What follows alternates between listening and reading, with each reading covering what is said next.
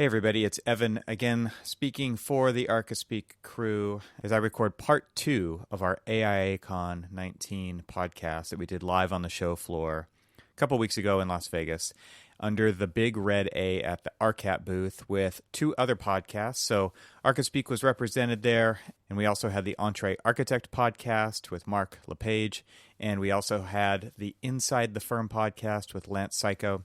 All 3 of us sat down and had a bunch of guests kind of rotate in and out. And once again, with this episode, I'm going to be using those cool chapter markers so that you can skip around from interview to interview. Let me know what you think about that, if you think it's worth us doing that on every episode. I think it's kind of neat, as long as you're using a podcast player that supports it. So if you're using something like Overcast, it's a fantastic feature, and you can jump around within the episode to exact sections. Anyway, a couple follow-up things before I jump into the episode. Once again, just like last time. First thing is, there was some Twitter conversation going on between me and TestFit. We had talked about TestFit on a previous episode, and I can't remember what I told them I was going to update you guys on. So I'm just going to say that TestFit 2.0 is out. So check it out at testfit.io. It's an awesome, amazing, unbelievably cool tool. Do you think I like it? I think I like it. It's at testfit.io. It allows you to quickly lay out plans, basically do all kinds of neat test fit options for different design options on a site. Unbelievably fast, super cool. You can push this stuff into Revit, all kinds of neat stuff. Anyway, I think I've said enough nice things about them. Check it out, testfit.io. Let's see what's next. Okay, so we just had the BIM Bop at USC. That actually just happened yesterday, and I got to meet a couple of listeners there, which was super cool. I basically ended the conference with a 5-minute presentation, trying to get people inspired and excited about sharing what they know and helping push the profession forward, especially when it comes to technology. That's basically my day job at HMC, but I was trying to get everybody else as excited about it as I am, so I hope that it went over well. I did get some nice compliments at the end, but you know how it goes. It's always hard to tell when you give a presentation how well it was received, and of course it was the very last one at the end of the day. I tried to end the conference on a positive note, and hopefully that came across. Anyway, it was a lot of fun, and once again, thanks to Karen Kenzik and Doug Noble of USC for putting on such a fantastic one-day tech conference year after year. This was the 13th one. Definitely get on their mailing list so that you know when that thing happens. If you live anywhere near USC in Southern California, it's a fantastic thing to get to go to. It's only $55 and totally worth it. All right, so what else? I wanted to remind you guys about the Ask Archispeak hashtag. If you want to interact with the show, that's a great way to do it. Just use the hashtag Ask Archispeak on Twitter and ask us anything that you would like. We'd love to hear from the listeners. We're wrapping up this series on technology pretty soon here as we're about to take the summer off and go on our various vacations and things like that. So if there's anything you want us to cover, maybe in the last episode, definitely hit us up on Twitter with the hashtag AskArchispeak. All right, back to the Las Vegas AIA conference. I wanted to talk real quick about this pre-show get-together that happened because of Stoner Bunting, which is a fantastic group of people who connects a bunch of architects together and provides kind of unique access to this really wonderful facility. And I just wanted to kind of bring your attention to it because I thought it was fascinating. It's called the Carpenters International Training Center. It's in Las Vegas. They train carpenters from all over the country, and they're also starting to do it in Canada as well. And it is an amazing facility. I'm going to put a link to it in the show notes so you guys can check it out. But it's basically a contracting school on steroids. They've got amazing equipment, underwater welding tanks, cranes. Oh my gosh, everything that you could imagine. And they're training basically the contractors of the future. Why don't we have this for architects? That's my big question. It's super cool. So check out the link in the show notes and just look at the videos that they've got behind the scenes of the facilities that they've got. It was a great educational experience. I learned so much. So once again, thanks to Stoner Bunting for putting together a fantastic evening and tour of the Carpenters International Training Center. Check out the website. Once again, I can't recommend it enough. You will be drooling if you're into the whole building profession and basically a really cool training facility behind the scenes. So the next thing that I did on my little AIA getaway was I got to go tour the Hoover Dam. And it's something that I've been wanting to get back to for about 30 years. A few years ago, I took my family across the top of it, and it was super wicked hot out so we didn't do anything there for very long. It was really cool to look down from the top of the bridge at Lake Mead and then down to the Colorado River below that comes out the other side. And then the next year, I got to go on a canoeing trip with some buddies, and we started at the base of the Hoover Dam. So that was a neat perspective, looking from the bottom up.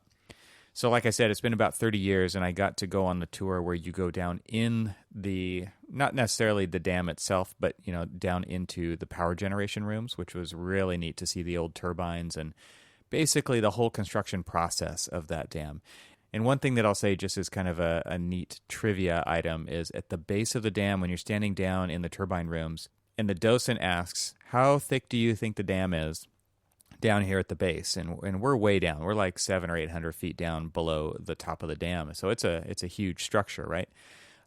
660 feet thick at the base, which is just kind of mind-boggling how much concrete there is in this. And they really talked about how there was a giant basket of concrete being dumped every 5 seconds for about 3 years as they built that dam, which is just, again, mind-boggling, the scale, the scope of this project, and how they had to come up with a cooling system to cool it because it was going to take 10 years for the concrete to cure for that dam. So what a neat behind-the-scenes tour. I can't recommend it enough. If you ever get out there, it's definitely worth it. Takes a couple of hours to get down in there and do all the neat stuff. You get to kind of go through the old tunnels where they were using when they were building the dam when it was under construction. Anyway, it was fantastic. I took a bunch of pictures and published some of those on my Instagram, so I'll put a link to that in the show notes as well. All right, so this episode picks up right where we left off with the last episode. So if you haven't listened to the last episode yet, that was part 1. Part 2 starts off with Cormac talking about his Road Trip USA, where he's describing how he and his son are about to embark on Road Trip USA and drive from coast to coast. And I'm going to put a link to his Instagram in the show notes because he posted a lot of really cool pictures about different forgotten America, kind of ruins and things like that. And then as he worked his way across the U.S., it was really fun to follow along and watch that and the pictures that he posted. I'm sure he has a lot more on his fancy camera that he needs to post still. So this is a little reminder to Cormac, get those pictures posted so that we can all check out everything that you experienced along the way.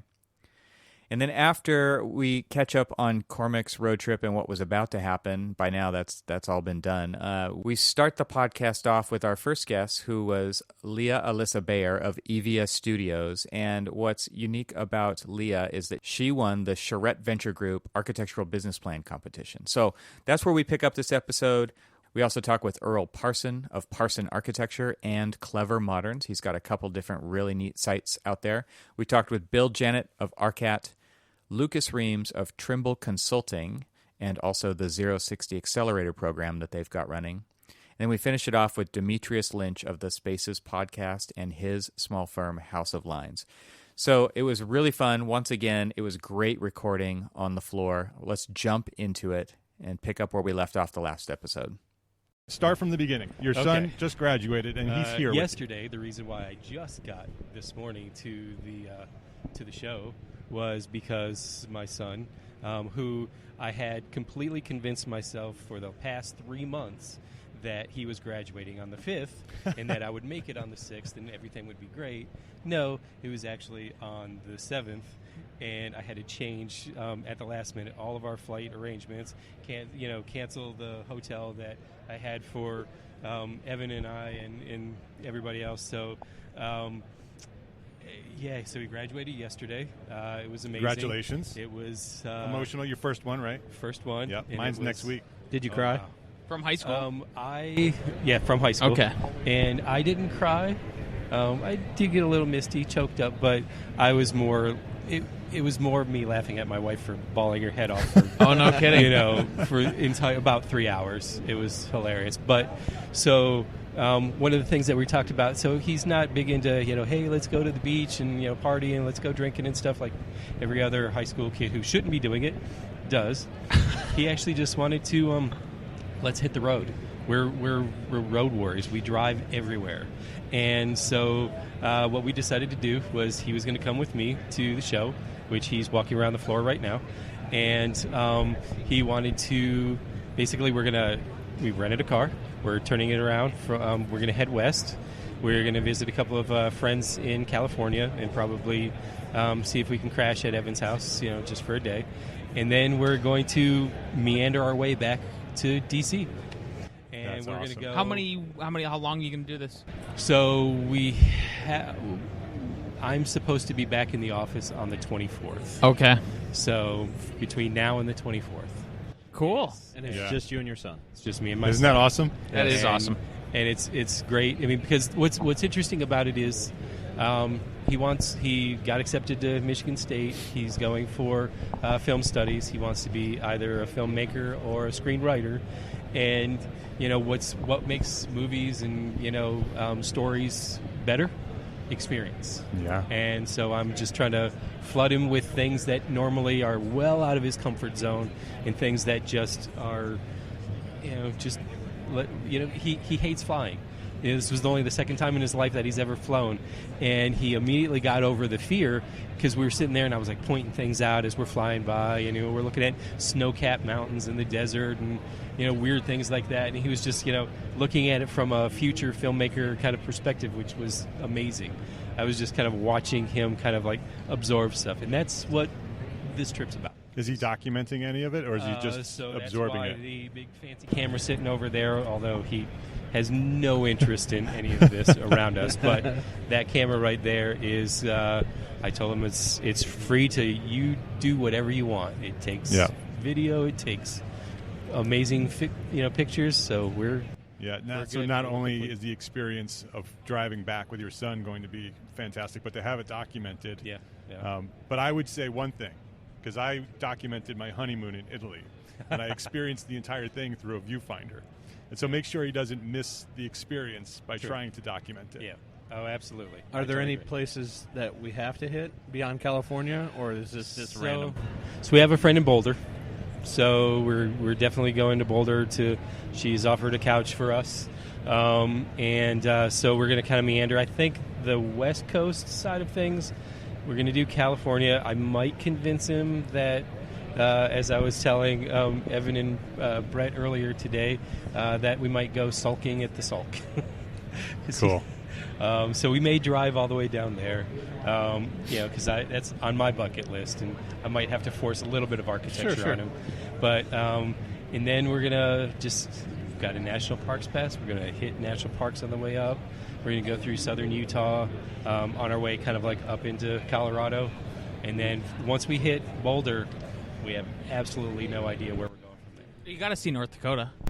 We've debated about that. We've honestly debated about that totally.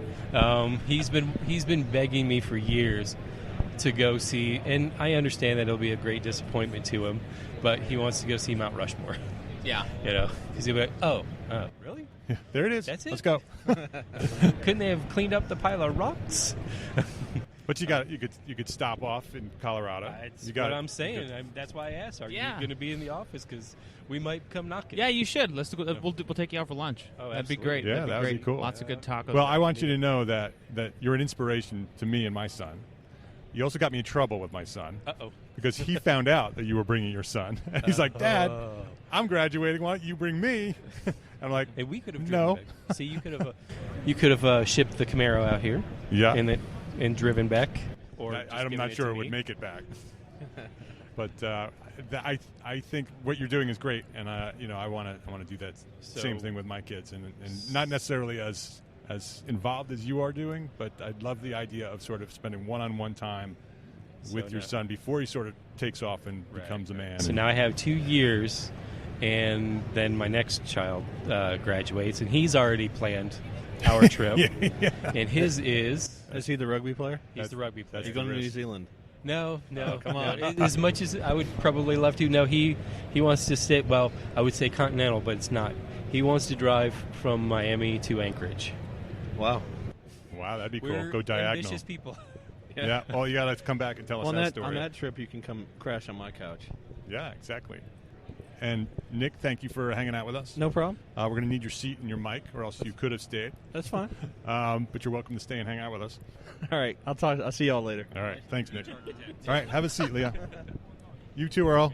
We're going to do this. We're going to do this together. We've been doing this all day since 12 o'clock, and we've been we've been overlapping, and I think that you guys have a great story that you can each tell your stories, and then we'll have a good conversation about passion and about what you're doing, because I think you're both very passionate about what you're doing. Let me just introduce you. Lisa Bayer, right? Yes. And Earl Parson, two architects who are doing some amazing things.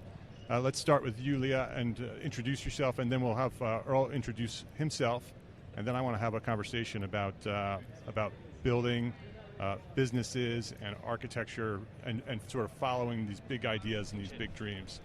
Okay. And so let's Sure. start with you. As you said, I'm Leah Bayer. I am based in the Bay Area in Palo Alto, California. Put the mic real close. Ooh, Yep. I'm not used to doing this. That's okay. Yep. And just founded my own firm about a year ago called EVA Studio. Currently focused on residential architecture, multifamily, and interested in developing affordable housing down the road. Recently submitted to and won the CVG competition. Right, the winner of very the exciting. Charette Venture Group Business Plan Competition. Yes.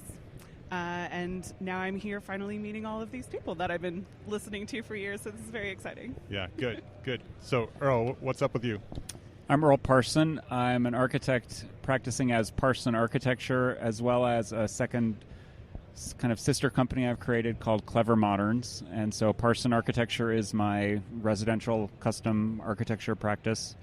And Clever Moderns is a brand that I developed that is focused around support and resources for DIY home builders. And then within that, I've really niched down into the specialization of Quonset hut houses and homes built from this kind of prefab, kind of a semi-prefab system of a Quonset hut and then turning that into a house. And that's where I've really discovered that there's kind of this underserved niche of people wanting to do that and having really almost no resources online to be able to do that for themselves. And so I've been really engaged with building a community around that kind of small bandwidth of an idea, and it's blossoming, and it's a thrill. Yeah, I love the idea, and which is why I wanted you to come on together, of sort of practicing as traditional architects and then having this idea of something a little bit different and a little bit, and you just sort of took that seed and decided, okay, I'm going to plant that seed and where it goes. And so I want to have a conversation about business models, and because you have a very unique business model, Earl, and you have a very unique business model, Leah. So could you talk about how your business is structured and where you are now in that overall model? Sure. And where you want to take that model? Yep. So it's definitely in the very early stages. Feels much more like a traditional practice, although we are a completely virtual firm. It's myself and now 4 other women. And I wanted to structure a company that was very diverse, both in the people that are there as well as the practices. So the intent is for it to be a design and engineering and landscape and anybody who's involved in that process as part of a core team, but also allow flexibility for them to work autonomously and take care of their own schedules. So interestingly enough, I just met one of my first employees for the first time who I've been working with for a year, which is such a pleasure. So we're in the very early stages, just figuring out how to work together in that sort of new model where we don't spend day to day with each other. And so far it's been going pretty well. And so the next step is for me to scale and take on the next portion of the business practice, which is developing. So I have a goal of getting into architect as developer model. And the first development I'd like to be starting in 2023, which is going to come up pretty quickly. And from there, we'd also like to get into research as well as starting a tech component along with that in order to really take control over providing the types of environments that we know architects can provide for people, but don't necessarily always have the authority to make the decisions that we should be including those things for the environments that we're creating. So. Yeah, that's the plan. And Earl, you too, you were part of the business plan competition a few years ago, right? You were a runner-up or runner-up, yeah, in the 2016 competition, and that's where Clever Moderns sort of was born, and sort of that idea, right?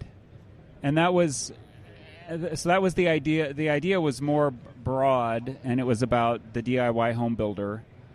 And then the Quonset hut house was a piece of, was one example of a system that could be employed and engaged for that sector, for that idea. And that was one of a few different ideas, but it really stuck because we built our own Quonset hut project, and we bought 3 Quonset huts all in one order and then built them over time. And so we just finished putting the final arches in place on the 3rd building that we bought about 2 years ago. Yeah. And that ended up really becoming this surprise to me that I could develop a community just around that. And now all my clients are people that want a Quonset hut house, and awesome. It's just I couldn't believe that if you had told me 5 years ago I'd be sort of doing this thing. And well, that's why I wanted you guys to come on together, because Leah's at the very beginning. She's right. where you were in the competition with that initial idea for Clever Moderns, and Clever Moderns has evolved a little bit. It's still the same basic idea, but you sort of found the niche within that bigger idea that you can right. focus on, and then take that niche idea and then grow it again. Exactly. And so I think Leah has a very big idea, multiple phase, long-term big idea, and it'll be interesting to sort of see where you end up. Yeah. Because you're starting now, and you've already probably experienced a few unexpected situations where you've sort of planned for one thing and it didn't work out the way you had planned, but it's not necessarily wrong. Mm-hmm. It's just, and that flexibility of plan Right. is really important. And so, have you experienced some of those situations? In the very beginning, I had mentioned that one thing that I learned is that growing and building a team that is multidisciplinary is a challenge, and we'll see if that's still the way that we want to go. That's one of the aspects, because we do have very different ways of practicing and different tools, and so just figuring out the architect's portion in a remote setting is one thing, and bringing on that, we'll see if I still go there. I think also when you are wanting to take on a position of really controlling what you're creating and developing for a community, you may have something in mind of what you think that they need, and then come to find, once you really get invested into a community space, that your ideas of what they might want are completely different. So I fully expect to see that we'll have to shift and change along with what people really want. But it's exciting to have that framework in order to have a goal and still sort of sway back and forth, and know that you're ultimately going towards the biggest picture, which is creating healthier environments for communities. Yeah. Earl, do you have any advice for Leah in terms of when you see those pivots? Because I know you struggled with that idea. I struggled with some things, and so I was reminded recently, and so this is all coming back for me now. Earlier in the year, this year around that time, I was feeling a little bit frustrated and sort of like unsure what the next steps would be. Where do I go from here? What do I grow into next with this? Where am I taking this? And so within the Entree Architect Academy, I'm in one of the small groups, and so we meet weekly and troubleshoot each other's. We have a mastermind group that we discuss, what everyone is going through, and we, troubleshoot each other's issues with life or practice and the way they intersect and all of that. And someone in the small group said, well, you started this with a business plan, and what were your ideas with that? And do you need to just go back to that and like re-examine some? It was sort of just like throwing a glass of cold water in my face saying, you had all these ideas. Why are you now feeling stuck about where to grow this next? Which is why it's so important to write them down. I know. Even though you're not going to end up where you think you're going to end up, but to write them down and have that business plan up front, which is what you exactly both did. So I will say, a few years from now, or a couple years from now, you want to update your business plan as you move forward. But then, when you get enough distance out from where you are, don't forget to look back at the things you wrote. Mm-hmm. Even 6 months ago, a year ago, as you were developing your business plan in the very early days. Because there were things that you had, in the works back then that will come back to you in a fresh way when you've got more of it behind you, a couple of years from now. Right. A little hindsight. So Yeah. when you get to that point where you've built your plan, you're sort of taken off on that plan, and then you find this diversion. There's like you started with Clever Moderns, and then the Quonset hut sort of became an opportunity within that, and you needed to make a decision: am I going to go and become the Quonset hut guy, or does Quonset huts just stay as a piece of Clever Moderns, and I'm going to push forward on Clever Moderns? That I know that was a difficult decision to sort of go in that other direction that wasn't part of the plan. Was it difficult, and how did you sort of get there? I can look back and see that I struggled with it probably more than seems like I would have needed to at the time. And maybe the idea that I hit on this niche that was really rich and offered a lot of growth within this small little area almost seemed like, is this really a real thing? Because Right. I was growing a community and getting a response that I wasn't really expecting to be as robust as it ended up being. And I mean, it's sort of like, well, it could sound obvious that if you start getting traction in an area of your business, why wouldn't you? Yeah. And I think that if you find a small area where you can start to get traction, that traction can give you momentum to broaden back out into other areas once you get that momentum going. And I think the momentum is incredibly important to get. Yeah. So I think if you start discovering there's an unexpected way in which something's resonating, don't think too hard about getting excited that something is resonating and going after it. I mean, but it's hard, right? Because you pour your heart and soul into developing this plan that is the ideal, this is what I want to do with my life. And so when you come to find that you've hit a point where You're going to depart from it. Yeah, maybe that's not It's what life is telling you should do. Architects really struggle with sunk costs because Yes. we put so much into everything that we do that Right. it becomes hard to abandon, in air quotes, the thing that we've worked so hard on. And it is, you see it in software all the time, the opposite of that, right? It's like, whoa, that is clearly not working. This is starting Right. to work. Boom. They off call in a it different pivot, direction. right? Yeah. Yep, And they it's call it just pivot. part of tech lingo, and that's how some of Yeah. the biggest companies in the world have Yeah.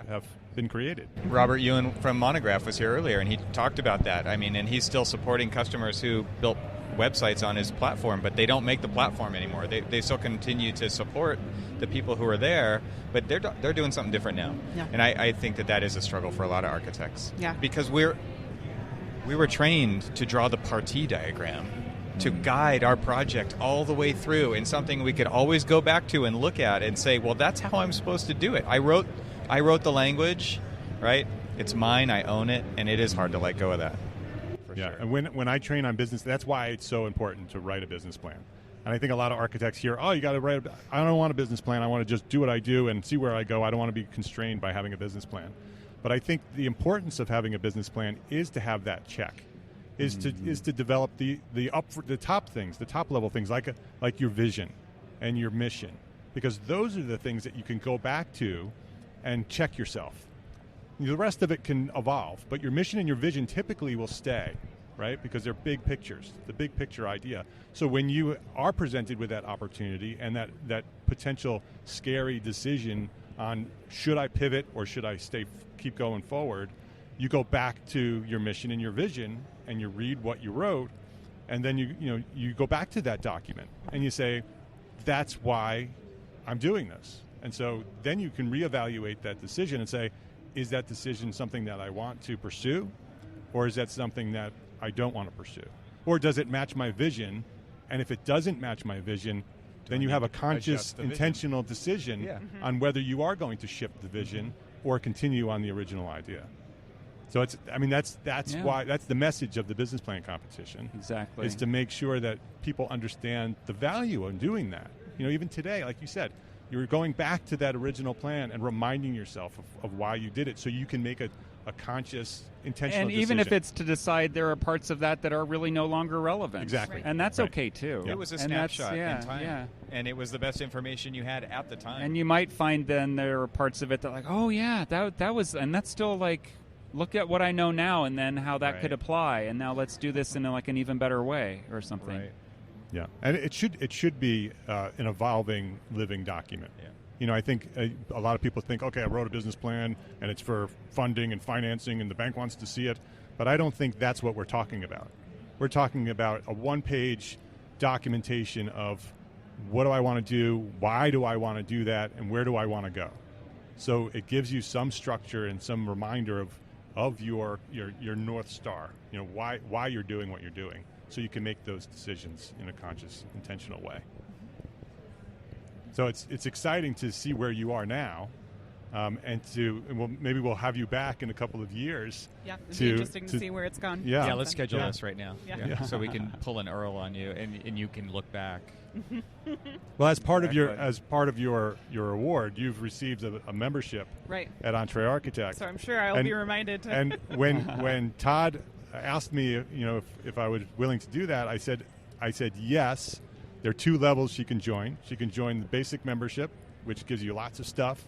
But if you want to join the mastermind group, that's available to you too. But you have to commit to being part of that mastermind group, Yeah. and participating on a weekly level, making it a priority, because that's when those things are valuable. Because when you have that opportunity, like you said, Earl, to make that shift, and you're struggling with that shift, you have a group of advisors who know you well, which is why those groups are so important, because you've built a relationship with these people. They become your family. And you can open up and say, well, this is why I'm really struggling with this. This is not just an easy decision here, because there's this, and this, and my wife is got a decision, and my husband's got a decision, and there's other pieces to this conversation that you wouldn't talk to everybody about. And so I think if you're willing to do that, we'd love to have you as part of one of those groups. Yeah, for sure. I've been sort of tracking what the mastermind groups are doing and when they've been open. I think it's such an important thing to have as part of your network, because I haven't been able to find somebody to talk to or somewhere to go to understand if I'm doing the right thing or if I should be considering something else. There's not really like a community for architectural business owners. But we're it. Right. And so that's why this has been so... But wait. Yeah. If only. So exciting to me to have access to people who are struggling with similar questions or have already dealt with that, a few years ago, and be able to see from a fresh perspective. I think I would love to do that. Yeah. It would be wonderful. Great. I think what's so neat about the community that you built, Mark, is that I'm not a small firm architect. I don't have my own firm, but I can still contribute to Right. that Yeah. with the things that I know really well. And I can even take things that we're implementing in a much larger firm and distill that down to anybody. It doesn't matter what size you are. Here's our experience. You take it or leave it, right? But if somebody needs to tap into where else can you tap into a larger firm?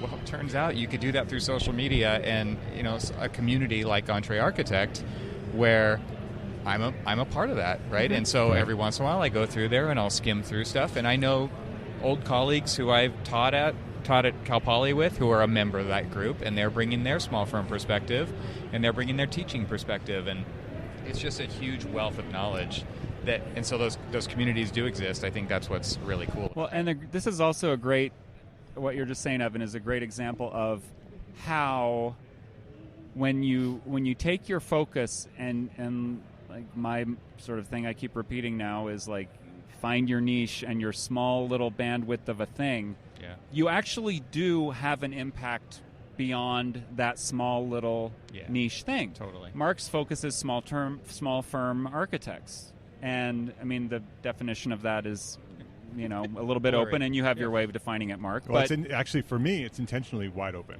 It's self-defining. It's if well, you decide that. And so Evan is here, like contributing and benefiting from that, even though he's in a certain technical sense outside of that definition in a lot of ways. Yet, here it is. The ripple effect and the impact of the niche focus go beyond the niche, and it's like another reason to not don't tune that idea out if you think you want to make a bigger impact than just to have like a small little area that you focus on. And I think I get more out of it than I put into it. And I think that's probably true for everybody, because there's so much knowledge there, architectural knowledge. Like, that group is making better architects because they're discussing code issues. How have you handled this before? And those are things that I don't come up against every day, right? But I get access to it, and it becomes just like I'm the sponge soaking that stuff up. And maybe I'll use it someday, maybe I won't. But it's interesting. It's part of my field. And what's also cool is I just try to leave little breadcrumbs there, and so that when somebody says something, I'm like, oh, they talked about that over there. Go check that out. And I'm just connecting dots for people at that point. And I get a lot of satisfaction out of that because I'm helping somebody. And I had nothing to do with that, right? But I still want to help you. I still want to help you become a better architect. And it's places like that are a repository of information that anybody can have access to unless they don't know about it, right? Yeah. So just tell them about it. Yeah, and I didn't intend this conversation to be an advertisement for Entre Architect, but the community. I mean, I called it Entrepreneur Architect intentionally, not small firm architecture. Right. It's a mindset. Yeah, totally. I was thinking that when Earl was talking earlier. Yeah. It's like I don't fit the technical definition, but I am entrepreneurial. Exactly. Yeah, and you are an entrepreneur architect, and that's true. at all levels. Yeah. The reason that it's become a small firm community is because there was a void there. There was a vacuum there. There was a need for a place where we can talk about business and success and leadership that wasn't being fulfilled by other communities. And so the small firms sort of gravitated around what I was doing very early on, and it became this small firm community. But originally, and still today, if somebody asks me, do I fit in your community? Well, that's up to you. Yeah. If you fit into this decide, community, right? Because are you an entrepreneur and are you an architect? Right. Yes, and yes, then you probably fit in this community.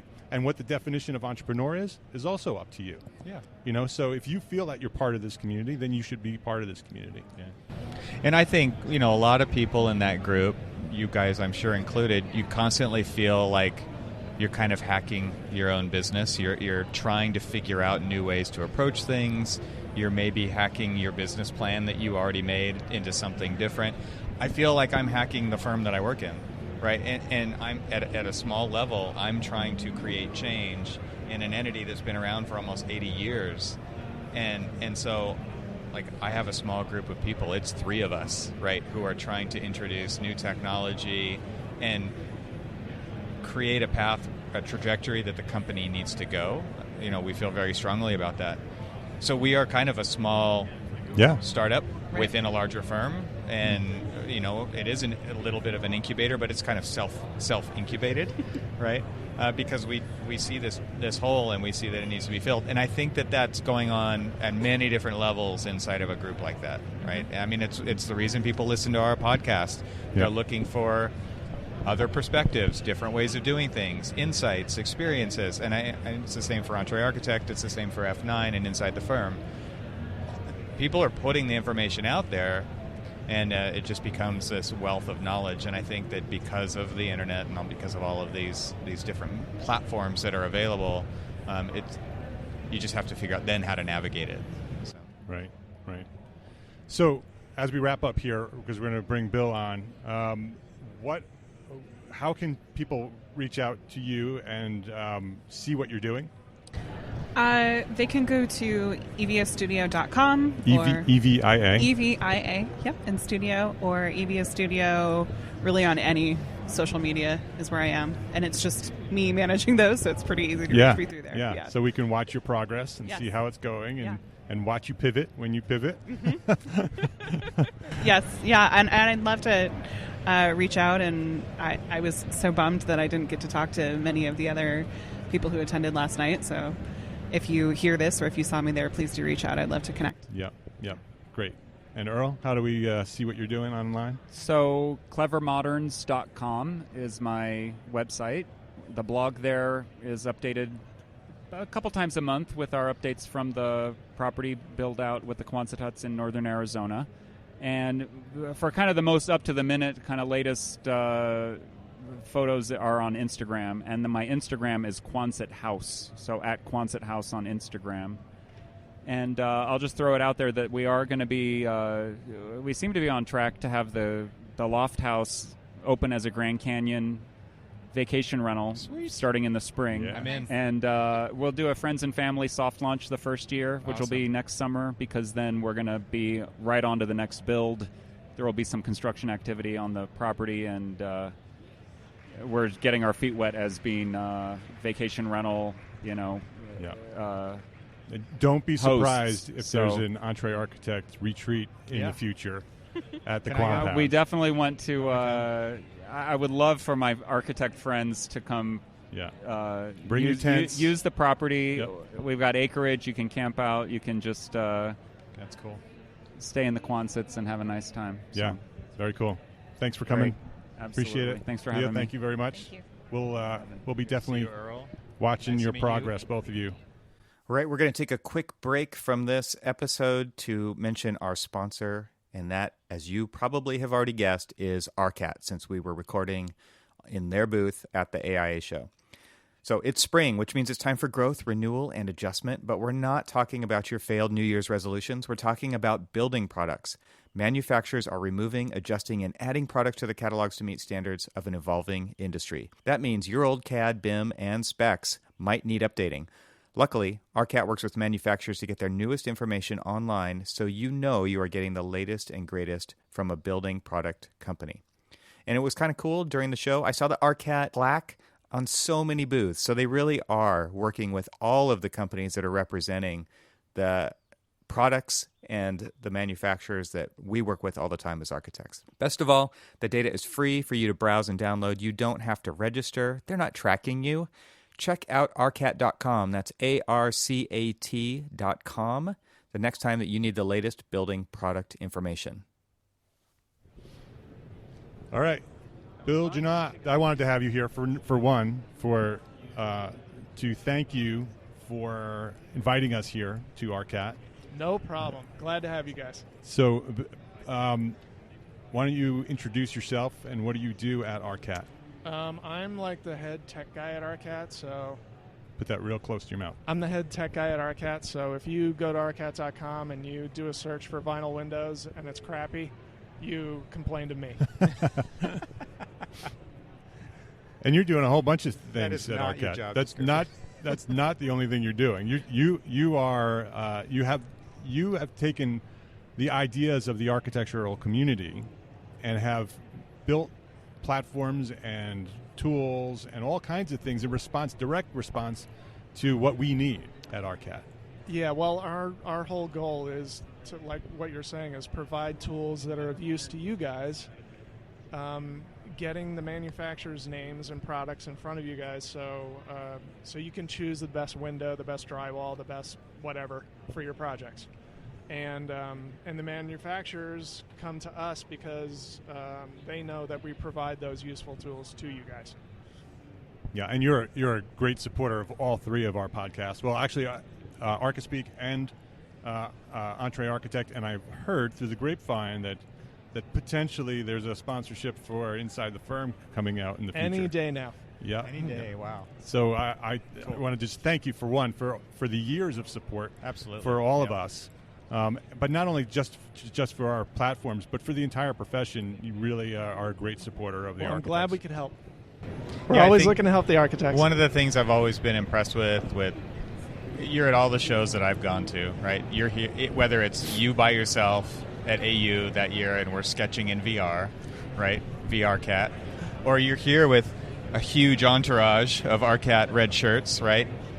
Like, you're constantly looking for ways to help architects. Yeah. And I think and you're always asking me, what can we do? What Yeah. can we do? What can we do? And I'm sure you're not just asking me that, right? So I think that is something that really sticks out to me about Arcat. And so, yeah, I second Mark's thanks for what you're doing for the profession beyond our platforms. I'm not an architect, so I need the pros to help guide us in the right direction and provide the best tools for you guys. So you always have some interesting things going on. You had VRCat, you had full VR before a lot of the others were doing VR. You have some of the other products that you're doing. Charrette. What's the thing that nobody knows that you're working on that you can sort of tease us with a little bit? I don't know if it's a whole lot to tease about, but like we've been doing artificial intelligence for, I don't know, 10, 15 years now with the search engine. But now we're starting to work in machine learning in the search engine as well, and getting kind of mixed results right now. One, because I don't know what I'm doing, and two, we don't have enough data. All right. Well, I think it you got turns somebody out that we sitting got next to somebody you who sitting- could help you. Yeah. Oh, really? So hold that thing close. And so this is Lucas Reams, and Lucas is with Trimble Consulting, right? Yes, sir. And the 060 Accelerator, yes. right? And we mentioned you earlier when we were Yeah. talking to Reg and Robert. Previously, Gary Technologies, right? All kinds Absolutely. of high-tech stuff. Yep, yep. So machine learning, AI.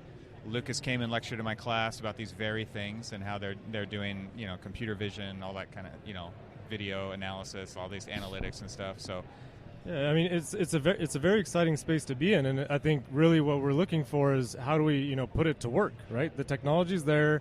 There's a lot of interesting platforms that allow the technology to be accessible, either through customization or even some package platforms, and so it's interesting to work with folks that are actually putting the pedal to the metal and just getting some use cases and some of the technology applied. I think one of the neat things that ARCAT has that a lot of, and architects too, they just don't know what to do with it, is this data, the database, right? They've got all this stuff, figuring out how to make it work for you that a lot of people struggle with. Just because you've got data doesn't mean it's the right data. Just because you've got data doesn't mean you know what to do with it. You got to start asking yourself the right questions. What do I want to do with this stuff? What should I be collecting? What do I not need to be collecting? Yeah. There's a lot of things that people are struggling with. There's quite a bit of unstructured data as well, and You talked about data smog. yeah, exactly. Data smog. Yeah. And going through the process and doing the housekeeping to actually make sure that whatever data that you're tracking or maybe not tracking, for that matter, gets captured and structured in a way that's usable. But then, so that's the the infrastructure behind the data. But then there's also the people side of it. Growing and emerging into being able to do data-driven project management and design management, and being able to leverage the information that you have to actually make valuable decisions, and not everybody's there, and so I think there's sort of a growth that we need to facilitate. So you guys are looking to take that data and streamline the project management part of it all, or? Well, I would say in two aspects, in what Evan mentioned earlier. So for Trimble Consulting, we do that with our clients and on projects. So if there's a specific project with specific challenges and goals, then we'll structure the data set, the technology stack, the workflow of the team to be able to help track towards the final successful execution of the project. But then also we work with other companies as well through 060, our accelerator program, to find emerging tech and new concepts and new ways to actually create products around being able to both use techniques such as AI and ML, and then also just even proper data management, right? So variety of topics, but so I think you guys had some of them on earlier. We did, yeah. And maybe you could talk about your first cohort that you guys had go through your program, because Robert and Reg were both part of that, but then you had a couple of others as well. Yes, so we had Tonic DM, Monograph, and Hypar. So it was our first cohort, so it's a learning process for us as well. We're excited to have such a powerhouse team around. So I think we all had a blast, whether it be going through demo days, giving them access to clients and sort of closed room sessions, then also going through some of the basics, business planning, marketing, these sorts of things. So we're excited about the fact that a couple of them are now funded. So currently in our last iteration, we're equity free, and we plan on staying that way, for a period of time, and it gives the flexibility for these companies to do some interesting work, and then being the stepping stone for them to actually find some funding so that they can continue the work that they're doing. And are you guys looking for more ideas, more people to invest in? Invest is a broad. You invest in many ways into these different companies, but is that going on now, or is that coming up, or where are you at with that, with your next cohort? So the next cohort we're actually launching this week. So if you go to 060.io, you could find more information on that. And as part of the next cohort, we're still keeping a very sort of an open-ended call for entries. We don't want to limit anybody right now. We might be more specific in cohorts to come. But some of the early interests that we have been around, actually artificial intelligence companies that are really focused in, really almost not even quite to the end product yet. And so we're sort of balancing on how we're going to get there with them. But definitely, advanced automation systems and machine learning and AI is definitely a trend that we're seeing of entries. For sure. There's just so much data out there, and that's what you're sitting on a mountain of it. The mountain isn't that big, and I'm not talking about user data. I'm talking about the product data and the spec data that we have, and it's not big enough. Machine learning needs a mountain of data, like the kind of to data really train it that Google tracks. Yeah. So what are some of the things that you see in the future for ARCAT that AI can actually help you do? Well, a lot of the stuff that we do is by hand. We place a company in a CSI section here. We create a spec by hand. Everything we do is by hand. Of course, we have tools that help us, and intelligence is built into that via code. But machine learning could be a lot more accurate and a lot faster if we can leverage that. But it's a work in progress, and it will be for a while. Do you guys do analytics and tracking, I would assume, of like the types of content people are downloading? What are they gravitating toward? What are they searching for? And starting to kind of marry those things together and maybe making predictions on what people might want based on who they are? I would assume that like anything like that, like while there's one side of that coin which is a little scary, right? They're building a profile out of me, but also on the other side of the coin, saving you a ton of time, like by guessing correctly. Right. I mean, that's the Amazon model. Early on. Right. Right, yeah. Recommended products, Yeah. right? Yeah. Yeah, we have looked at that in the past, but what we found is that a user will come in looking for a door today, a window tomorrow, and pipe insulation the next day, and there's no rhyme or reason to any of it.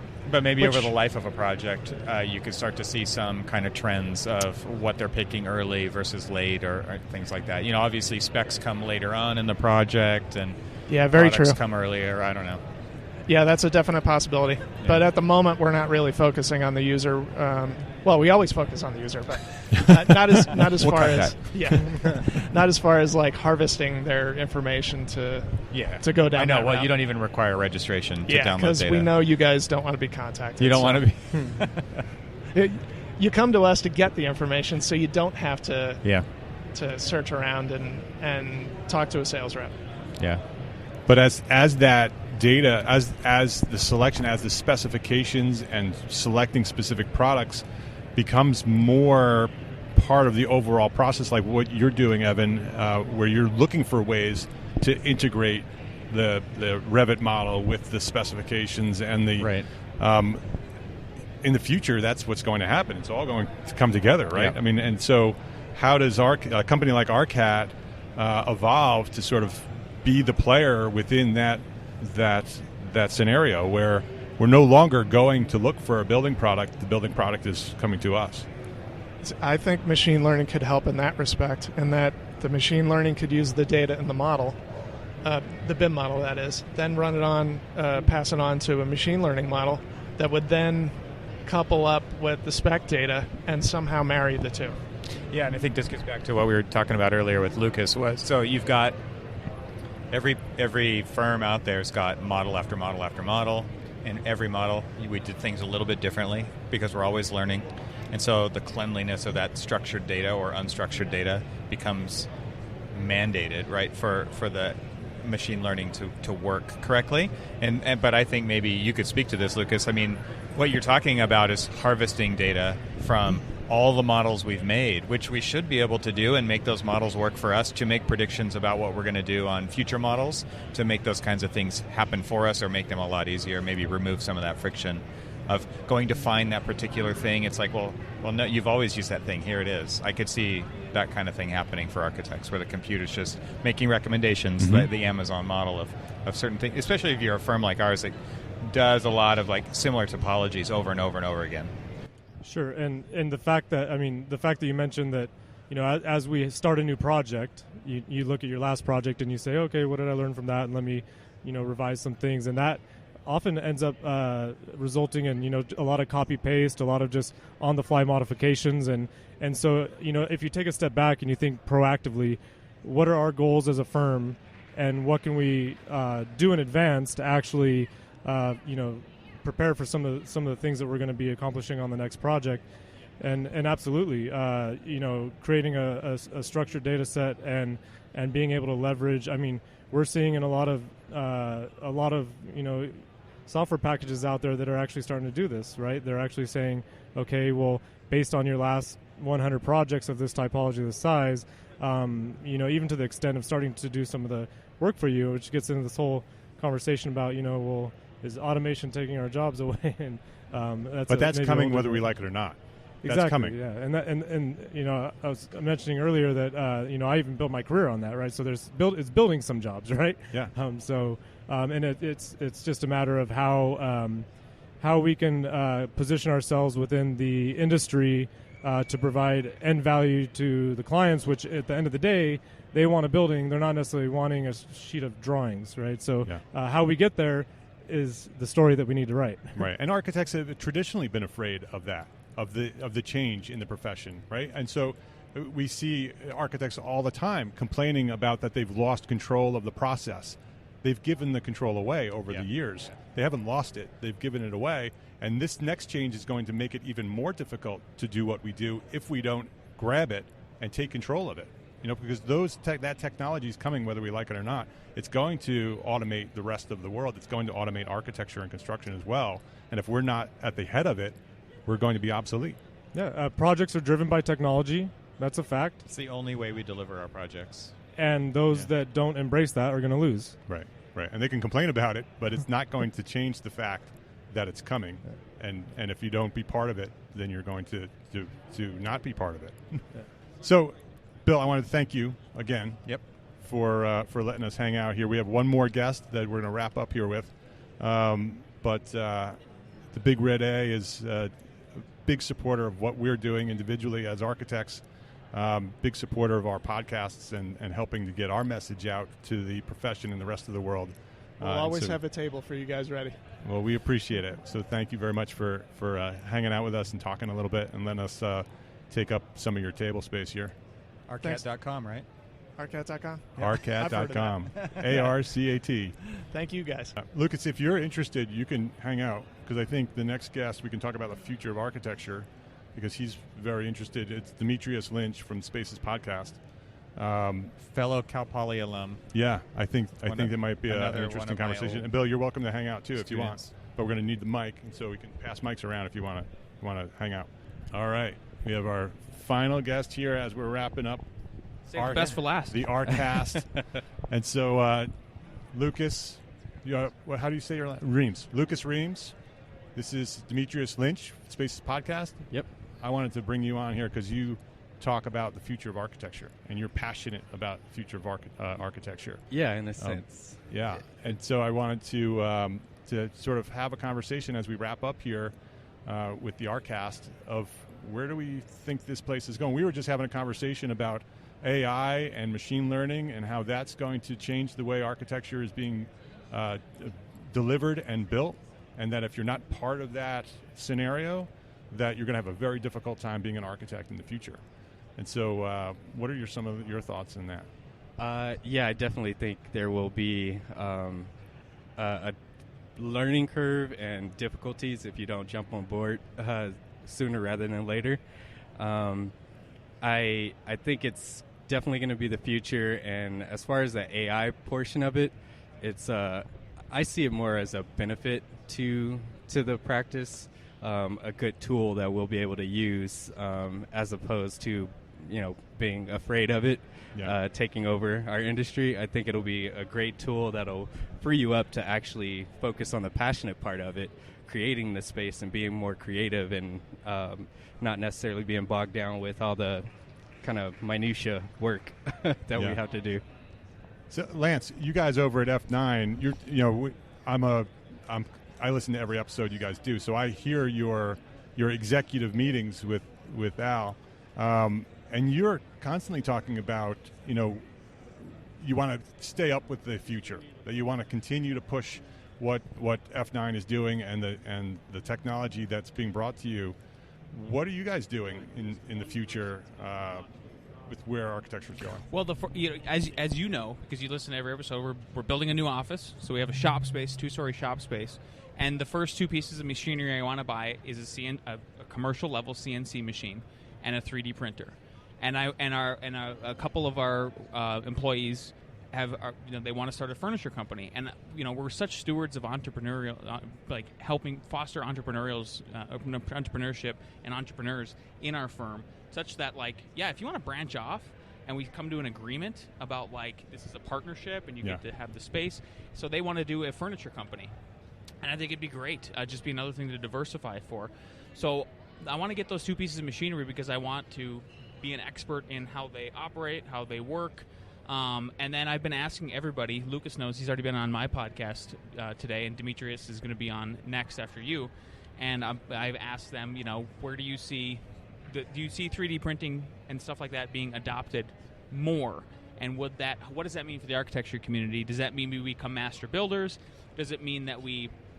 Some people have said maybe it means that you can rapidly prototype a crazy curvy facade or something, and have it ready for you in the meeting with the contractor and say, look, no, you can build it, and here's how you do it. It's a mock-up, stuff like that. So we're just always looking for that next thing. Upcodes is a good example. I think you heard about that from Alex. Well, I just went and talked to them, and I just thanked them for doing that.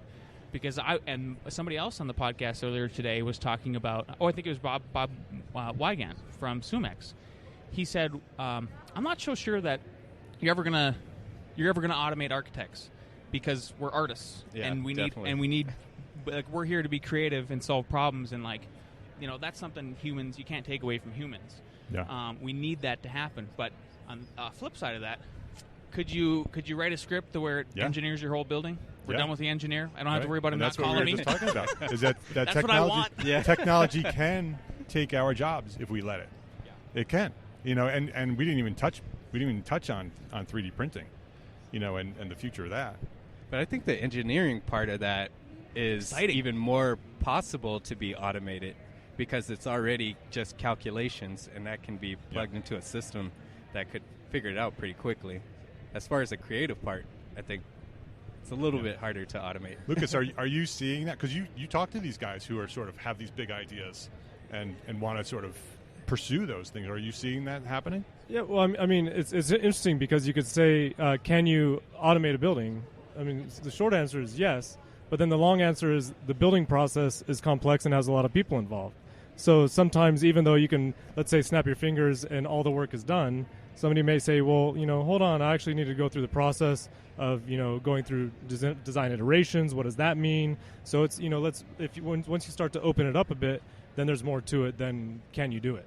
The short answer is yes, we can, but how we do it. I mean, today we can design buildings without architects. They're called engineered buildings, right? Yeah. I mean, and you get what you get when you have an engineered building. You don't have architecture, in the sense of what we're hoping architecture. Right, and then you have people like Earl Parson, who we just had on, where he's taken that form but added the creativity to it, and now made a beautiful structure. So I don't think you. I've asked that question about 10 times so far, and I'll ask it probably 2 more times now because I have Demetrius and Nick on next. And the perspectives have been really interesting, and because I want to dig deep into that of where do you guys really think we're going with it? Because I think we're on the cusp of it. Yeah. I mean, I was just in the technology section over at the expo floor, and there's a lot of machines that people are selling, and they look cool. And I would like to have a little bit more control on the job site with some of the things we're doing. And then another example is okay, think about drywall. We're putting up drywall.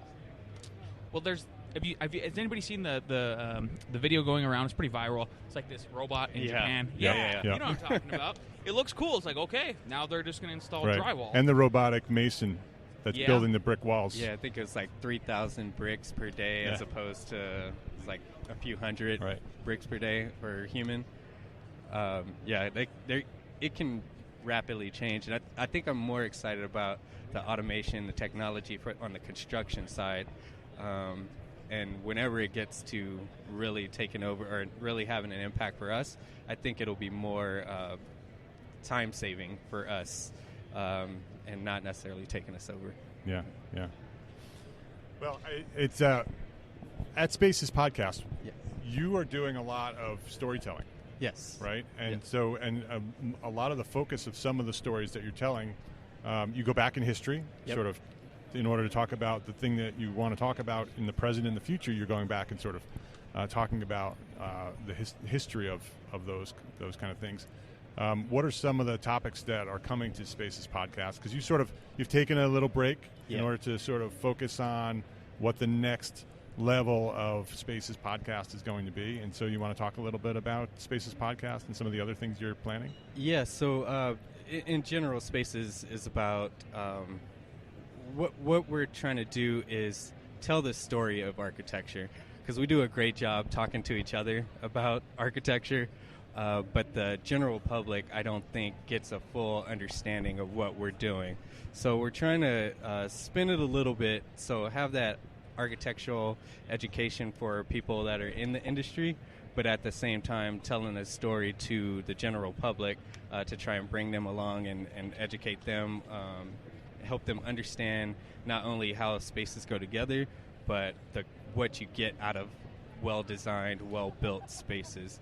So we give that historical reference, tying it into things that happen throughout society, history, and to society, and all the different things of how government played a role, how finances or the economy played a role, and then we kind of come forward to the future and discuss what's on the cusp, what's coming up, like the robots laying out drywall or the or brick or whatever the case is. Talked with a company that has a treadmill and other fitness equipment that generates electricity. And what are the possibilities of that if you have an entire gym like a LA Fitness that's generating electricity from everybody that's using it? We've talked about all the different forms of housing, multifamily housing, single-family housing, all the different elements of that. So we've taken this break to kind of refocus and restructure a few things, but coming back, and we're going to start with a look at architecture and give sort of a, State of the Union for architecture, looking at sort of a global scene of design and design theory. Then we're going to come down and look at the small business, the large firm, and then look into the future of other options for architects, other ways to address and solve issues through a podcast, through books, and all the other things that you can do. And then we have tons of other topics. We're going to talk about cannabis facilities, which was a fun one. We focused in on the Space Needle, so we touch a lot of different things. Yeah, if anything you're interested in, you can probably find an episode you'll like. I love that we have all these different podcasts that we're all and that there's some overlap, in the fact that it's architecture and we're talking about architecture. But they're all so unique as well. That Archispeak is sort of about architecture in a very broad sense, that it's about the architectural profession and the real world of living in and being an architect. You guys, it's like sitting, or you guys, I'm pointing at you as if everybody knows who I'm talking about. So you guys at F9 Productions doing the Inside the Firm podcast, it's like a weekly visit into your executive meeting. Like you and Al are sitting down to talk about your firm and what's happening this week and what's going to happen next week, and you just turn on the mics and start talking about it. And that's so valuable to the profession to sort of see what you're doing and how you're doing it. And Spaces Podcast sort of looking at the history of architecture and how it's affecting the future of architecture. And our podcast at Entree Architect sort of focusing in on business and leadership and sort of living the life of an architect from a small firm perspective, because there's family integration and firm integration, and how do you make your living sort of being a dad and being an architect, because that's reality at small firms. And so all these different ways of doing a podcast is so interesting. Yeah. Well, I'm glad you brought up yours. Obviously, we're going to, but I would like to publicly thank you for doing what you do. it's been an honor to get to know you. I think you've influenced so many people. There's no, your group keeps growing like crazy. And one of the coolest things I've heard so far, I interviewed Earl earlier today, Earl Parson, and he said, I was just listening to Mark in my ear after I got laid off, and I heard over and over again this word, Entree Architect. So just by putting that word out there, I think you're helping to reshape, and I really appreciate that as a serial entrepreneur and a big C capitalist, that let's put being entrepreneur into the architecture profession, and all the guests we've had on today have been incredible. I mean, we've got these tech entrepreneurs and the stuff they're doing, I'm just blown away. And and every single time they're we're all solving different problems or talking about different problems and how we solve them. But these tech guys, it's so amazing, and I just giggle inside when they're they talk about why they did it. It's because they hated that task. Yeah. And they wanted to automate it, right?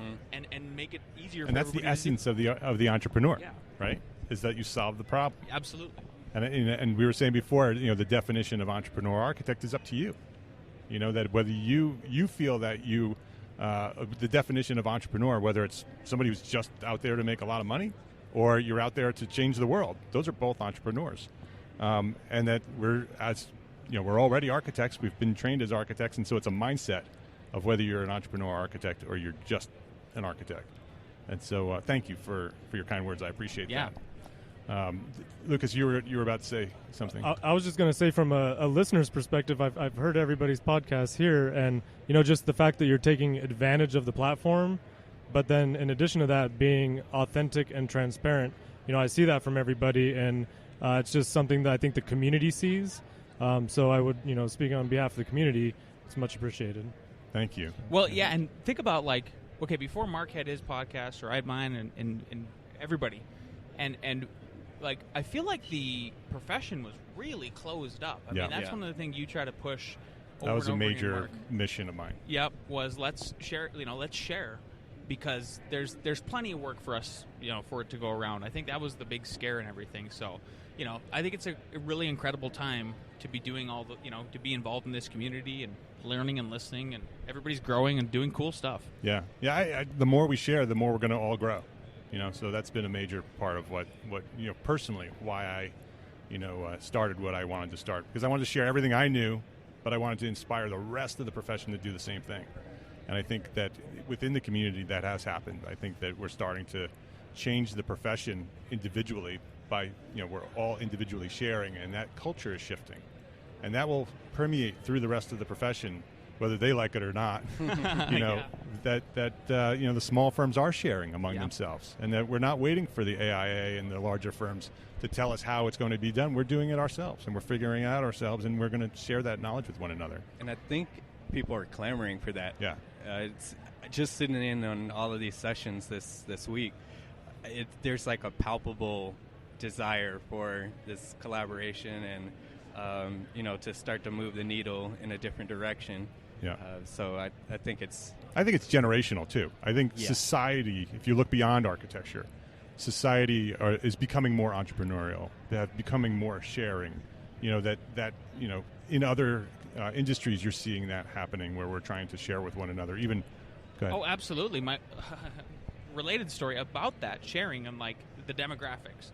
So us three on this side are millennials, right? And my wife. What are you saying, Mike?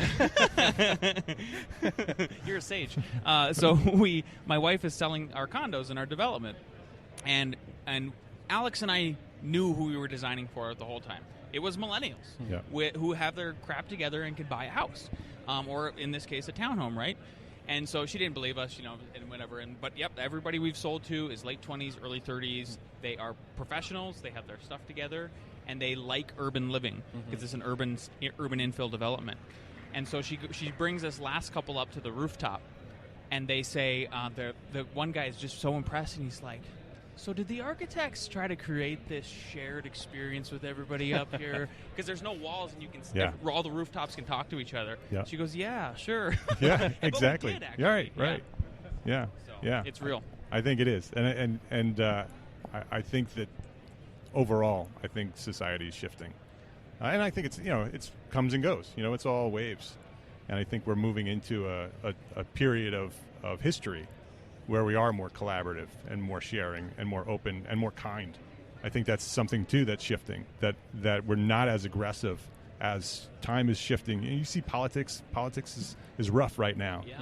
But I think as a reaction to that, individually we're becoming more caring with one another because you're sort of responding to that outside aggression.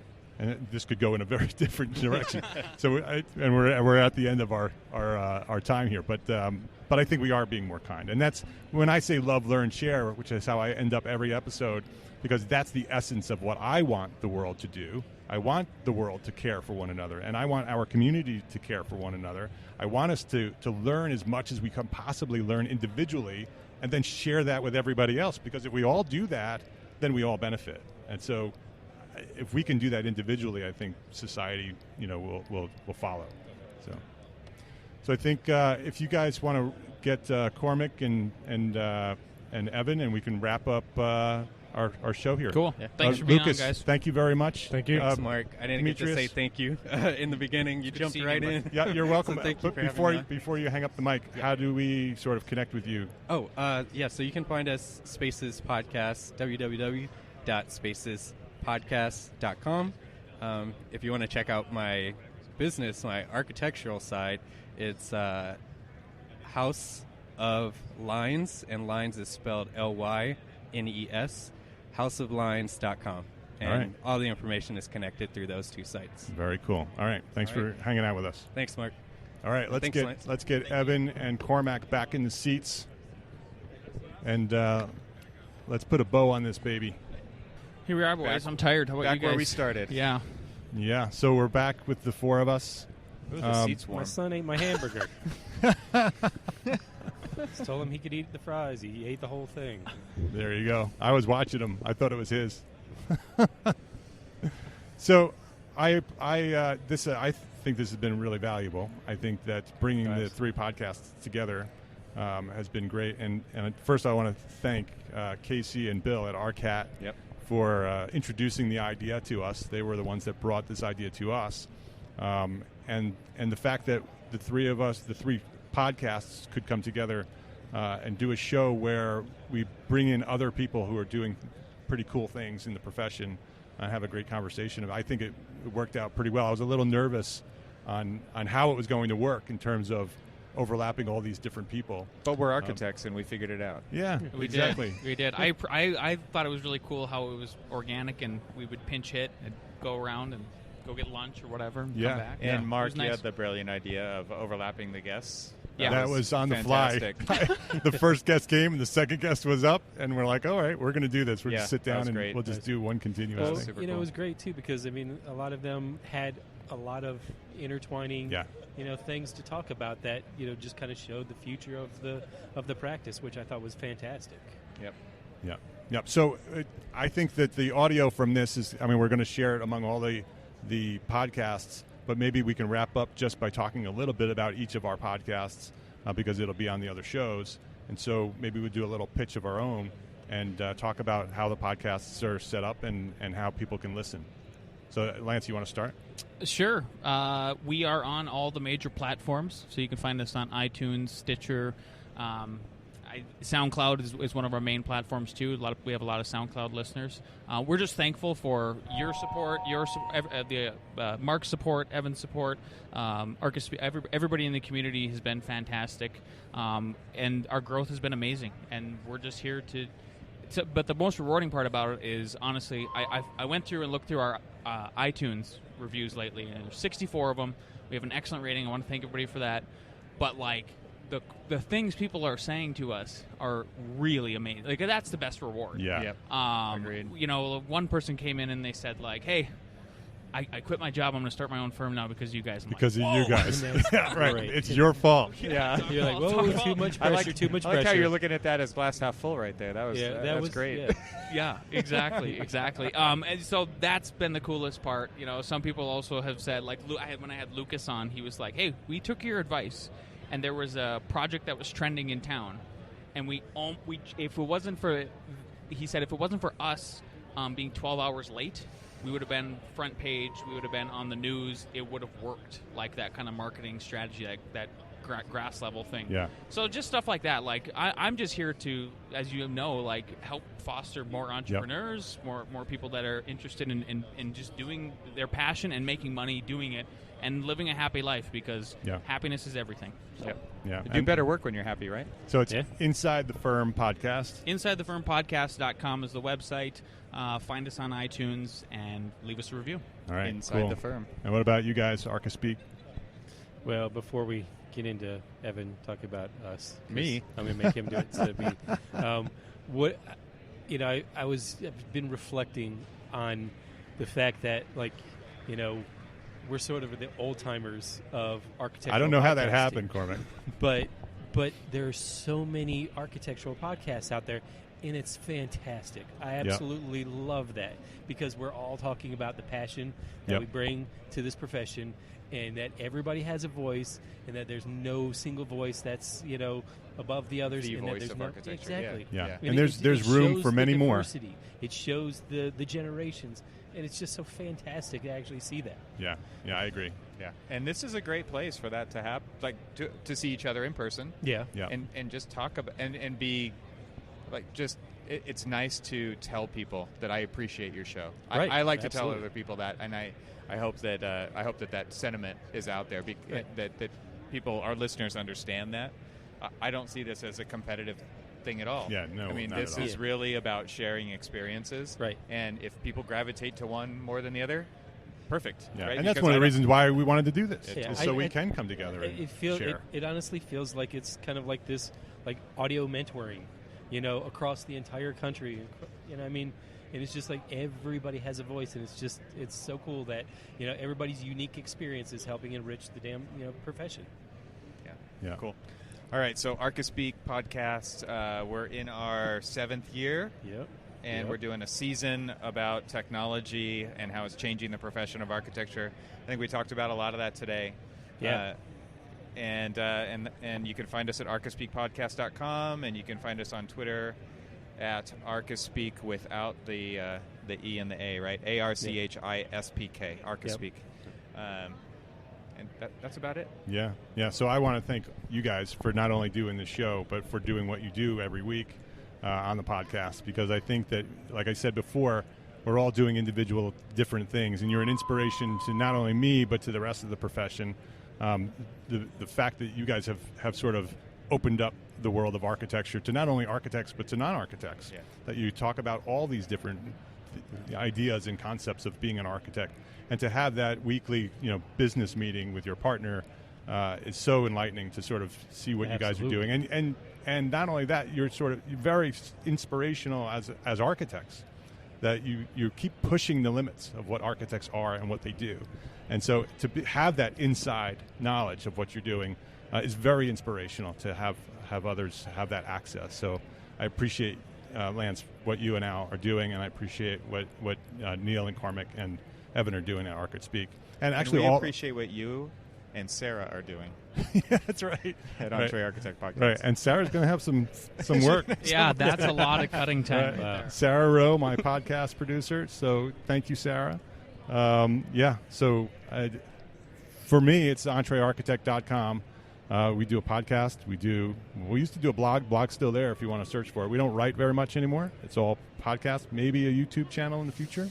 Sweet. Do it. I'm in the process of moving from New York to North Carolina, and so that's my focus right now, is trying to get down to North Carolina.